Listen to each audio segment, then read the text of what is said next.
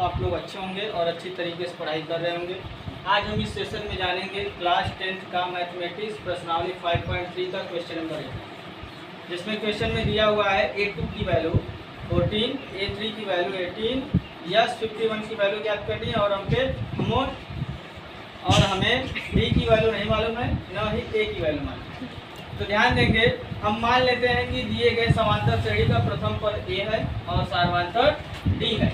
तो यहाँ से प्रश्न में हमें प्रश्न में दिया है कि A2 की वैल्यू 14, तो A2 की वैल्यू हमें 14 दिया है, तो A2 को हम लिख क्या सकते हैं, हम जानते हैं कि AN इक्वल टू होता है A plus n minus 1 into D. तो जहाँ n है, n के स्थान पर यदि हम 2 रख देंगे तो हमारा A2 की वैल्यू मिल जाएगा। तो लिखेंगे A plus 2 minus 1 into D equal to 14। अब यहाँ से हो जाएगा A प्लस 2 में से 1 माइनस करेंगे 1 और 1 का मल्टीप्लाई D में करेंगे तो D आ जाएगा। A plus D equal to हो जाएगा हमारा 14। अब यहाँ से क्या होगा, अब इसी प्रकार हम देखेंगे तो A3 इक्वल टू हमें दिया है क्या 18। तो A3 की वैल्यू लिखनी है तो हम जहाँ जहाँ इस फॉर्मूले में n है वहाँ क्या रख देंगे 3 रख देंगे। तो यहाँ देखो n के स्थान पर 3 रखेंगे तो ये हो जाएगा A plus 3 minus 1 into D equal to 18। तो यहाँ हो गया A प्लस 3 में से 1 माइनस करेंगे 2 और यहाँ D है तो D हो गया, यहाँ 18 हो गया। ये इक्वेशन नंबर इसे सेकेंड मान लेंगे। अब ये फर्स्ट इक्वेशन, ये सेकेंड इक्वेशन हो गया। तो हम इसके पीछे पढ़े हैं दो चरों वाले रैखिक समीकरण युग्म को सॉल्व करना विलोपन विधि और प्रतिस्थापन विधि से। तो इसे विलोपन विधि लगाते हैं। विलोपन विधि लगाने के लिए क्या करते हैं, देखते हैं क्या कोई पद बराबर है। तो दोनों में देखो ये वाला पद बराबर है, A वाला पद बराबर है, दोनों में A है, D वाला पद बराबर नहीं, यहाँ 2D है, यहाँ 1D है। तो यहाँ देखा जाए एक यहाँ एक यहाँ, तो A वाला पद बराबर, तो हम इसे घटाएंगे तो A से कट जाएगा और D मिल जाएगा। तो इसलिए हम क्या किए हैं कि समीकरण 2 में से समीकरण 1 को घटा लिए। समीकरण 2 में से समीकरण 1 को घटाएंगे तो समीकरण 2 ये है, समीकरण 1 ये है। घटाने पर माइनस माइनस लिखा जाता है।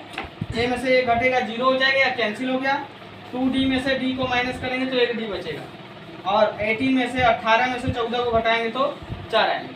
अब हमें A का मान मिल गया, तो A का मान मिल गया, D का मान मिल गया, तो D का मान हम क्या चाहे समीकरण 1 में रख दे चाहे समीकरण 2 में। समीकरण 1 दोनों में 2 और 1 और 2 दोनों में से किसी में भी रख सकते हैं। तो हम 1 में रखेंगे, इसमें रखेंगे तो आसानी से आ जाएगा। इसलिए समीकरण 1 में हम D का मान रखे हैं, तो रखेंगे तो देखो A प्लस D का मान 4 आया तो D के स्थान पर 4 रख देंगे और बराबर में 14 था तो बराबर में 14 होगा। अब यहाँ से ध्यान दिया जाए, हमें A का मान निकालना है तो 4 को उधर भेजना होगा।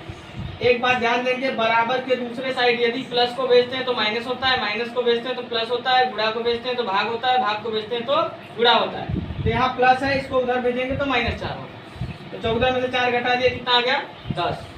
अब हमें क्या होगा, हमें A का मान और D का मान मिल गया, हमें निकालना है क्या यस 51 का मान।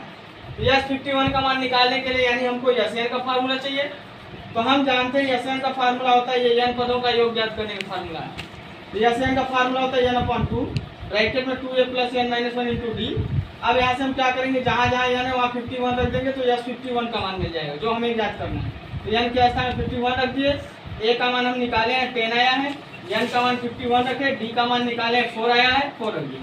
अब इन्हें सॉल्व कर लेंगे, ये 51/2 हो गया, इसका मल्टीप्लाई हो गया 2 10 जा 20, इसमें घटाएंगे तो ये आ गया 50 हमारा और यहाँ 4 है।